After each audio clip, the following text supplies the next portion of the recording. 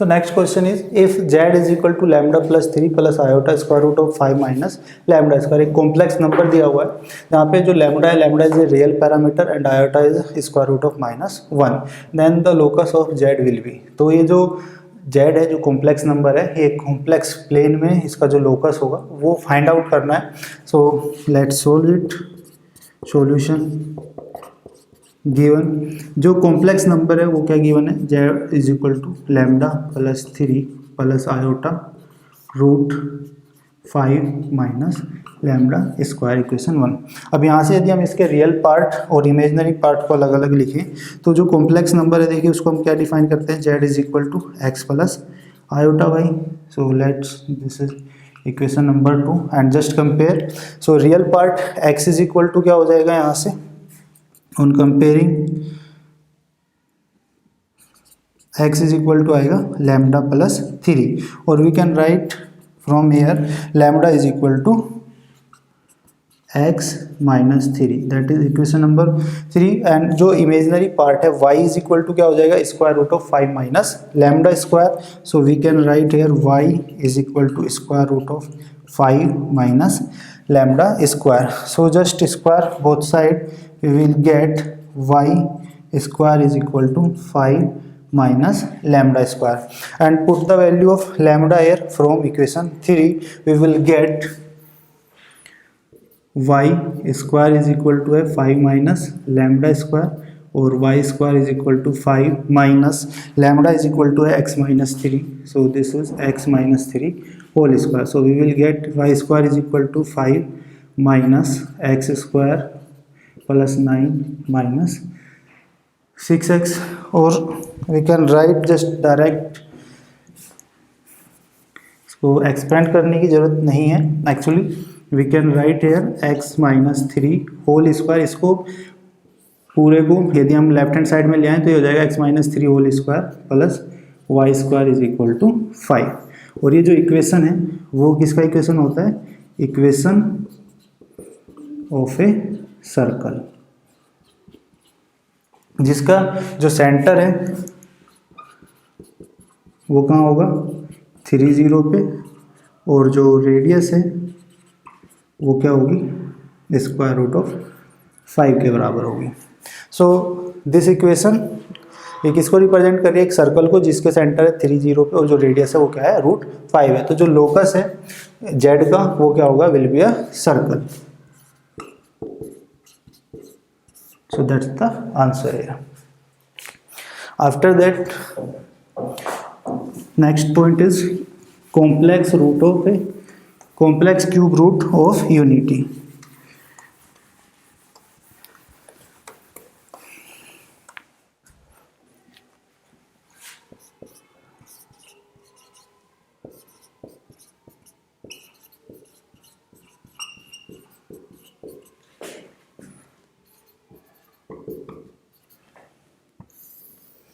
So complex cube root of unity यदि हम check करें तो किस तरीके से करेंगे। So let x cube is equal to 1, so we can write here x cube minus 1 is equal to 0 and just expand it a cube minus b cube के according, तो we will get x minus 1 into x square plus x plus 1 is equal to 0 के बराबर होगा ही। अब यहाँ से देखिए ये इज इक्वल टू 0 है, सो लेफ्ट हैंड साइड में या तो x minus 1 is equal to 0 होगा, so we will get from here x is equal to 1। तो एक रूट तो ये आ गया x is equal to 1, but it is possible here x square plus x plus 1 is equal to 0 and if we will solve it by using Shridharacharya विधि, we will get x is equal to, formula होता है हमारा minus b plus minus square root of b square minus 4ac। तो यहाँ पे b is equal to 1 है, a is equal to भी 1 है और c इज इक्वल टू भी 1 है। तो x इज इक्वल टू यहाँ पे क्या हो जाएगा -1 plus minus square root of 1 minus 4 into a into c, दोनों ही है 1 है, तो ये क्या हो जाएगा 1 माइनस 4 और अपोन में होता है 2a, so this is 2। So we will get here x is equal to -1 plus minus, ये क्या बनेगा यहाँ पे स्क्वायर रूट ऑफ -3, जिसको हम क्या लिख सकते हैं आयोटा रूट 3 लिख सकते हैं। सो दिस विल और अपॉन में क्या है 2 है, तो x इज इक्वल टू क्या हो गया -1 प्लस माइनस आयोटा रूट 3/2। तो एक जो यहाँ से रूट आएगा वो क्या हो जाएगा, that is x1 is equal to -1 plus iota root 3/2 के बराबर होगा, और x2 इज इक्वल टू होगा -1 माइनस आयोटा रूट 3/2। तो ये जो x1 है यहाँ पे, इसको एक्चुअली लिखा जाता है ओमेगा, और इसको हम लिखते हैं ओमेगा स्क्वायर से। So we will get actually this root cube root is 1 omega and omega square, where omega is equal to -1 plus iota root 3/2 के बराबर होता है, और omega square is equal to होता है -1 minus iota root 3/2।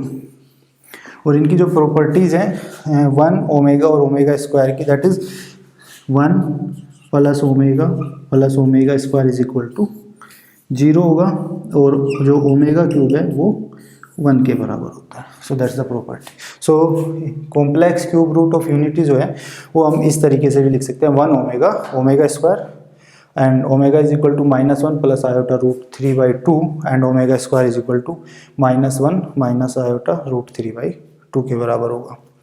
And I hope it is clear. So आगे चलते हैं। इसके बाद एक और जो पॉइंट है दैट इज डी मोइवर थ्योरम।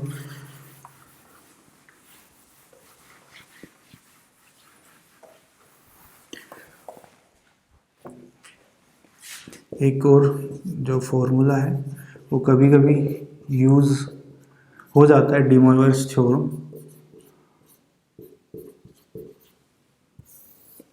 वो क्या है कि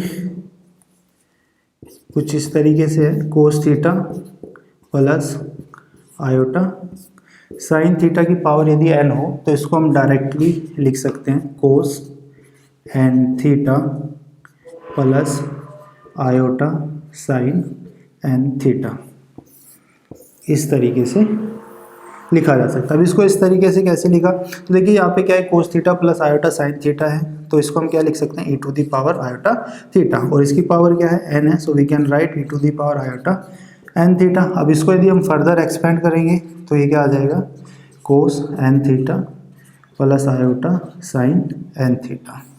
सो इट इज़ सिंपल कि cos theta plus iota sine theta की पावर यदि n है तो उसको हम क्या लिख सकते हैं, डायरेक्टली कोस n theta plus iota sine n theta लिखा जा सकता है। इसी से रिलेटेड यदि देखिए e to the power iota theta को हम क्या लिख रहे हैं, cos theta plus iota sine theta लिखे हैं। ऐसे ही e to the power minus iota theta को क्या लिखा जा सकता है, cos theta minus iota sine theta लिखा जा सकता है। अब यदि इन दोनों को हम यहाँ से ऐड कर दें तो राइट हैंड साइड में ये कैंसिल हो जाएंगे, क्या हो जाएगा 2 कोस थीटा, और लेफ्ट हैंड साइड में e to the power iota theta plus e to the power minus iota theta. तो यहाँ से जो है हम कोस थीटा और साइन थीटा के लिए रिलेशन लिख सकते हैं, cos theta is equal to e to the power iota theta plus e to the power minus iota theta upon 2, and sine theta के लिए क्या होगा, जस्ट सब्ट्रैक्ट इट, तो कोस थीटा कैंसिल हो जाएगा, यहाँ पे क्या बचेगा 2 iota sine theta. So this is equal to e to the power iota theta minus e to the power minus iota theta upon 2 iota के बराबर होगा। सो ये कुछ फॉर्मूले, कुछ रिलेशंस थे जो कि आगे यूज होंगे। इसके बाद आगे चलते हैं, next is a complex function.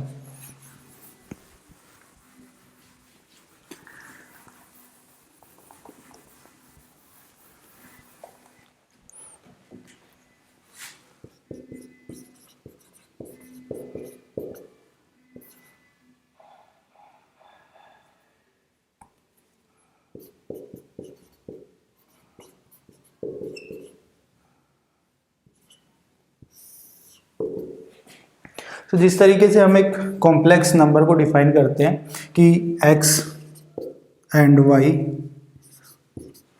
Are real variables और ordered pair of real variables, then z is defined as x plus iota y, and this is called complex variable. So ऐसे ही यदि u and v are two real functions of x and y, मतलब u और v जो है दो real functions हों x और y के, दैट इज कि जो u है that is equal to u as a function of x and y, and जो v है v is also a function of x and y, और एक हम फंक्शन डिफाइन करें w is equal to u plus iota v, तो ये जो function होगा w वो हमारा कहलाएगा complex function, and written as w is equal to function f of z। यहाँ पे जो w है वो हमारा कहलाएगा कॉम्प्लेक्स फंक्शन, और इसका जो रियल पार्ट है वो क्या होगा u होगा, और जो इमेजिनरी पार्ट है वो v होगा। Real part of w is equal to u and imaginary part of w is v।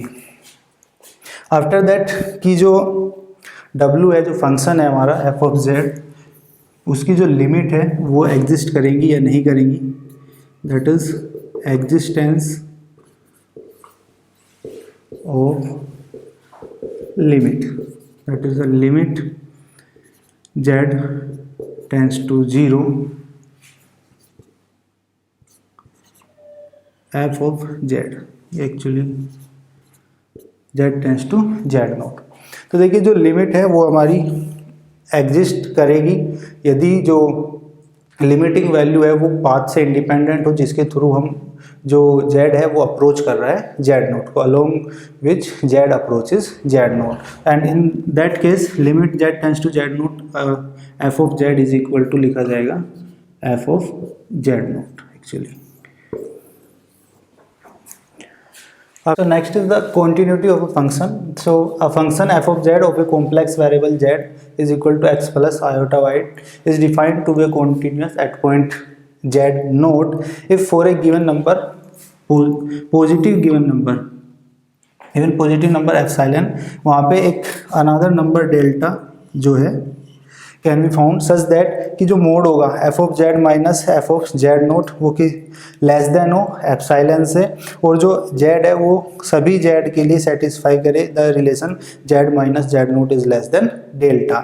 उस केस में हम क्या कहेंगे कि जो फंक्शन है हमारा f ऑफ z वो कॉन्टिन्यूस है एट पॉइंट z नोट। So this is a definition of the continuity.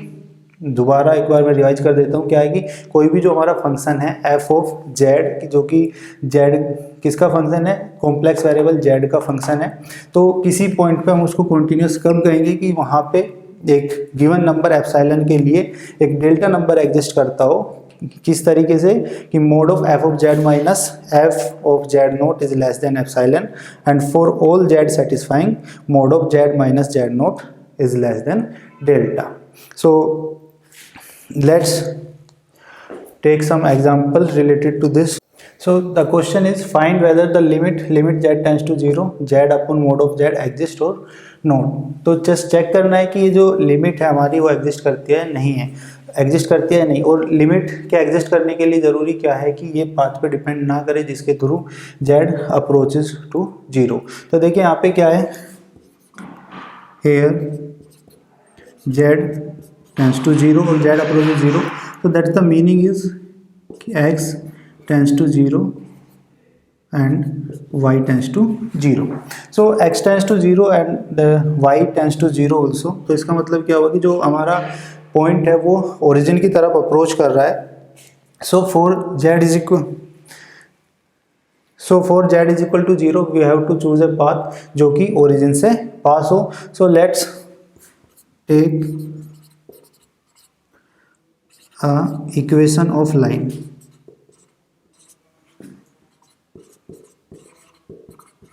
जो कि ओरिजिन से पास हो, that is y is equal to mx हम यहाँ पे लिख सकते हैं, एंड जस्ट चेक इट कि जो वैल्यू आएगी वो इस पाथ से इंडिपेंडेंट है या फिर नहीं है। तो यहाँ पे क्या है कि limit z tends to 0, z upon mod of z. अब जो कॉम्प्लेक्स नंबर है उसको हम किस तरीके से डिफाइन करते हैं, जेड टेंस टू जीरो हो गए तो जो जेड है उसको हम लिख सकते हैं एक्स प्लस आयोटा वाई, कि जो कॉम्प्लेक्स नंबर है z that is equal to x plus iota Y.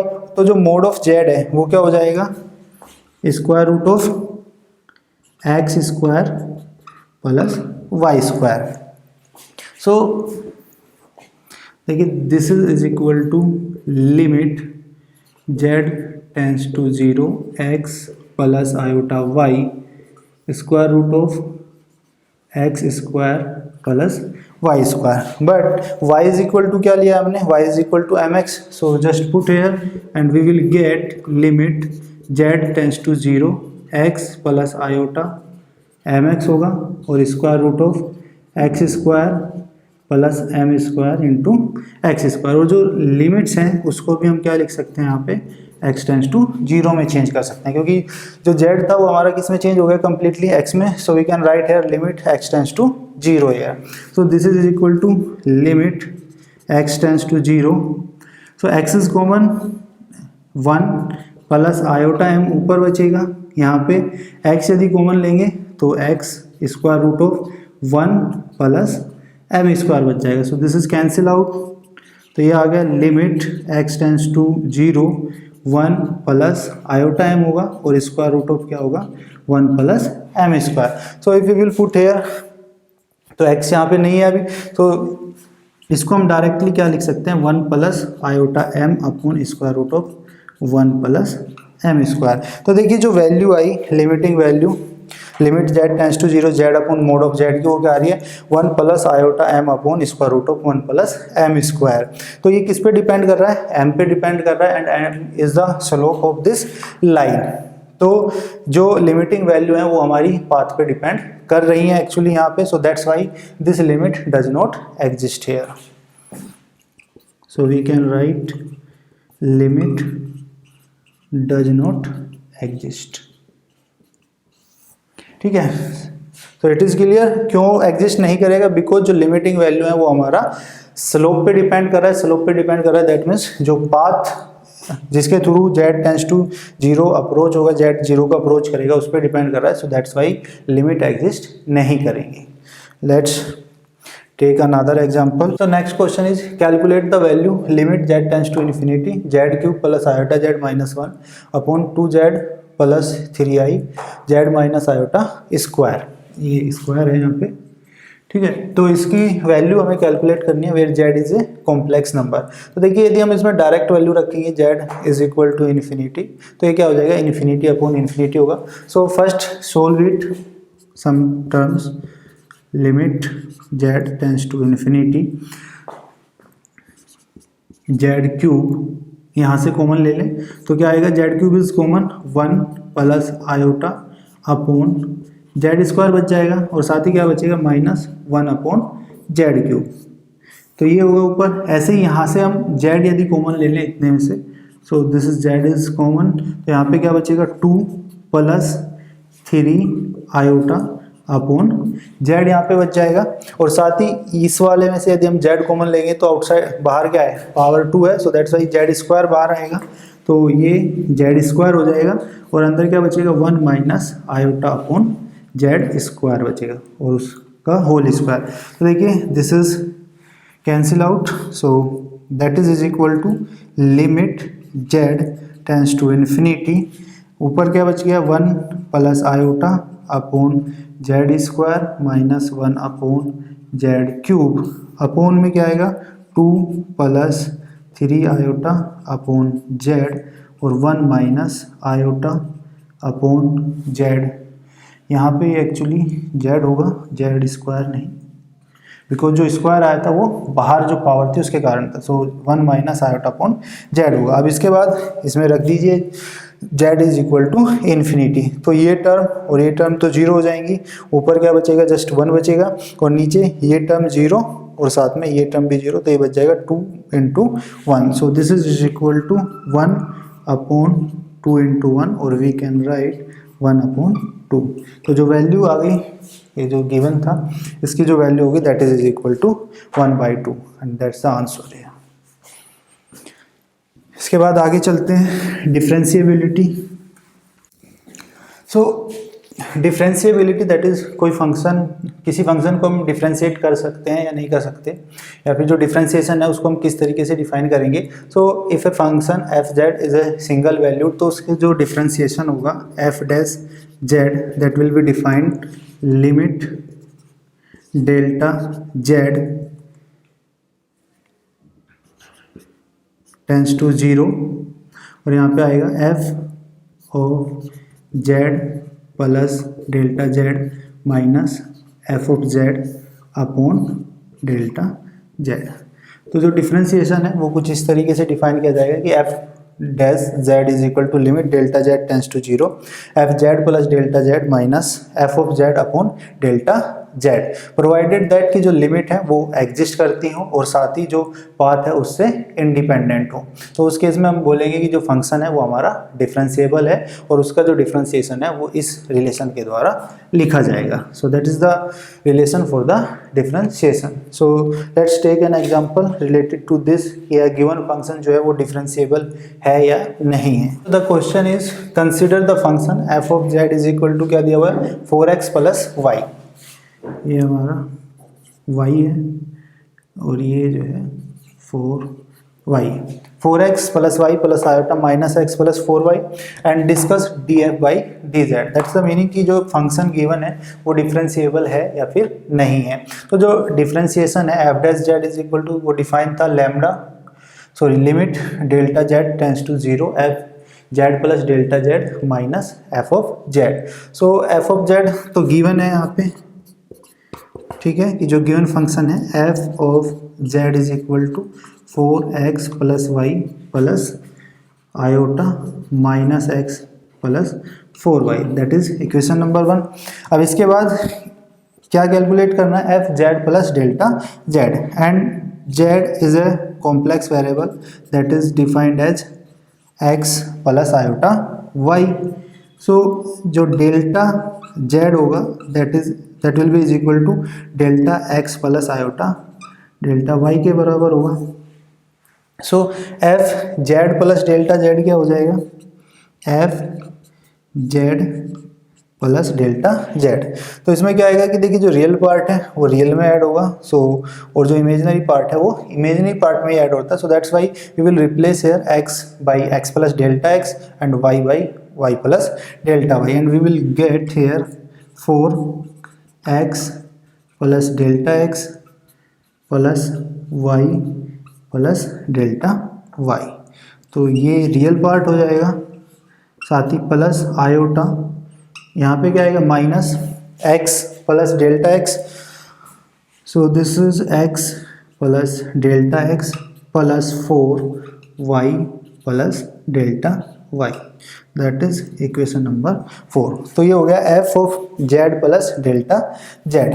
इसके बाद क्या करना है कि f of z plus delta z में से सब्ट्रैक्ट करना है f of z. So just subtract equation 1 from equation 4 and we will gate,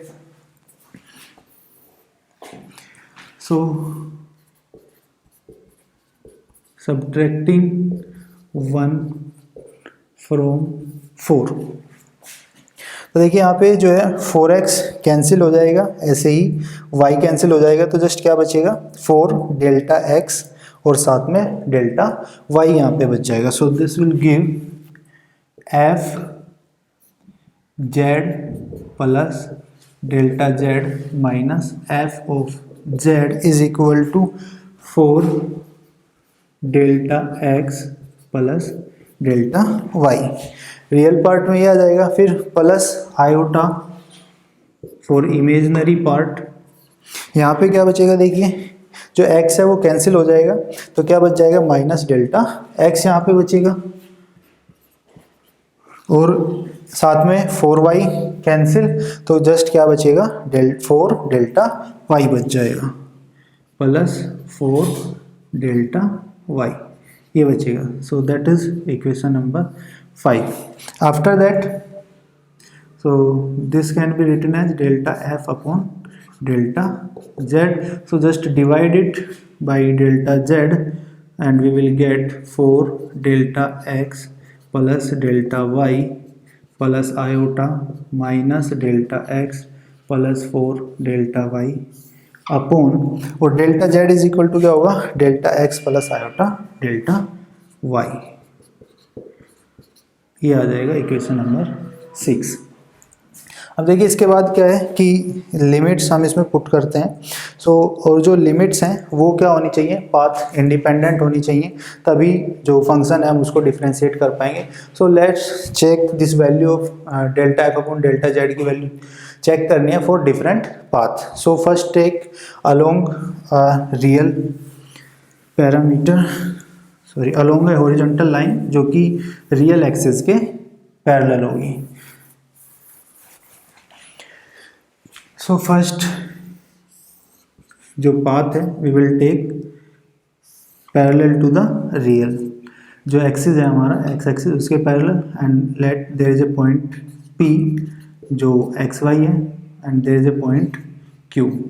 तो यहाँ पे क्या है कि एक्स प्लस डेल्टा एक्स होगा और वाई, बिकॉज हम एक्स के पैरेलल मूव कर रहे हैं तो एक्स तो चेंज होगा लेकिन वाई चेंज नहीं होगा।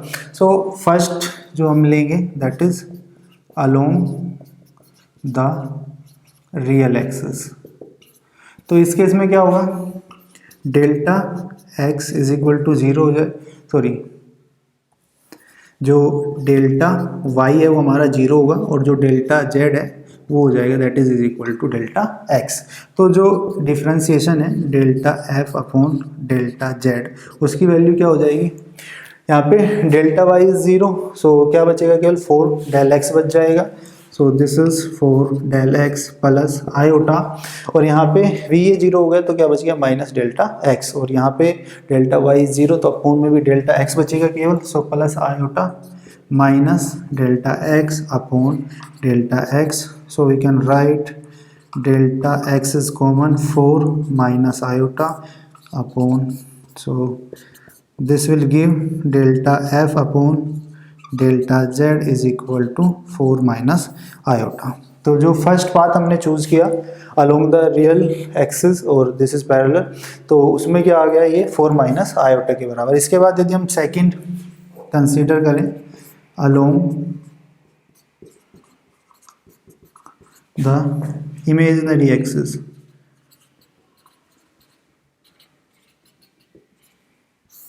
तो उसमें क्या होगा, it will goes like that कि जो हमारा पॉइंट है वो यहाँ पे होगा लेट्स क्यू डैश। तो इसके जो कोऑर्डिनेट है एक्स तो सेम रहेगा बट वाई हमारा चेंज हो जाएगा वाई प्लस डेल्टा वाई से। तो उस केस में क्या होगा कि जो डेल्टा एक्स है दैट इज इक्वल टू 0 और जो डेल्टा जेड है वो हो जाएगा is equal to delta Y. So ये जो इक्वेशन 6 है उसकी वैल्यू क्या होगी उस केस में, so delta F upon delta z is equal to, देखिए डेल्टा x 0 हो गया तो क्या बच जाएगा, केवल डेल्टा y बचेगा, और यहाँ पे भी डेल्टा x 0 है तो ये क्या बच जाएगा प्लस आयोटा 4 डेल y बचेगा, और अपॉन में क्या बच जाएगा iota delta y। So we can write here delta y plus iota 4 delta y upon iota delta Y, ये बचेगा। अब इसके बाद आयोटा डेल्टा वाई यदि हम यहाँ से कॉमन ले लें तो iota delta y is common, तो यहाँ पे क्या बचा देखिए ओनली 4, साथ में यहाँ पे क्या बचेगा 1 अपॉन आयोटा बचेगा, और 1 अपॉन आयोटा को हम क्या लिख सकते हैं माइनस आयोटा, तो ये बच जाएगा यहाँ पे आयोटा डेल्टा वाई अपॉन में है, so this is cancel out. So again delta F upon delta Z is equal to क्या आ गया 4 minus iota. So along the imaginary axis the value is same. Let's take another path, say this is Q double dash, और इस case में जो x है वो change होकर क्या हो जाएगा x प्लस डेल्टा एक्स, और जो y है वो चेंज होकर y प्लस डेल्टा y हो जाएगा। तो यदि ऐसा है तो देखिए जो लाइन ऑफ इक्वेशन है थर्ड क्या होगा अलोंग अ लाइन जहाँ पे y is equal to x है, इस लाइन के अलोंग, और इस लाइन के अलोंग जो डेल्टा z है वो क्या होगा delta x plus iota delta y के बराबर होगा, but y is equal to x, so we can write here that delta x is equal to delta y. So delta z can be written as delta x 1 plus iota. So just put the value here in equation 6. We will get delta f upon delta z is equal to, यहाँ पे delta y की जगह यदि delta x रखेंगे, सो this is 5 delta x plus iota minus delta x plus 4 delta x, and we will get 3 delta x upon delta x 1 plus iota, and this will give 5 plus 3 iota. delta x is common from here, so 5 यहाँ से आएगा और यहाँ से क्या बच जाएगा iota into 3. so this is 5 plus 3 iota और अपॉन में क्या बचेगा 1 plus आयोटा. सो यदि हम इसको फर्दर सोल्व करें, जो कॉम्प्लेक्स कॉन्जुगेट है 1 प्लस आयोटा का, दैट इज 1 माइनस आयोटा से ऊपर नीचे मल्टीप्लाई करके यदि हम इसको सोल्व करेंगे, so finally it will give that is delta F upon delta Z is equal to 4 minus iota. ये भी यही वैल्यू देगा. तो देखिए जो वैल्यू है delta F upon delta z की, वो पाथ पे डिपेंड नहीं कर रहा है कि हम किस पाथ से क्यू को अप्रोच कर रहे हैं फ्रॉम पी. हर एक पाथ के अलोंग द रियल एक्सिस और अलोंग द इमेजिनरी एक्सिस, या फिर एक लाइन जो हमने यहाँ पे ली थी y is equal to x के अलोंग भी ये वैल्यू सेम दे रहा है. दैट्स मतलब मीनिंग कि पाथ पे डिपेंड नहीं कर रहा है. So that's why limit exist. So जो फंक्शन था हमारा वो डिफरेंशिएबल है, and the value is 4 minus iota.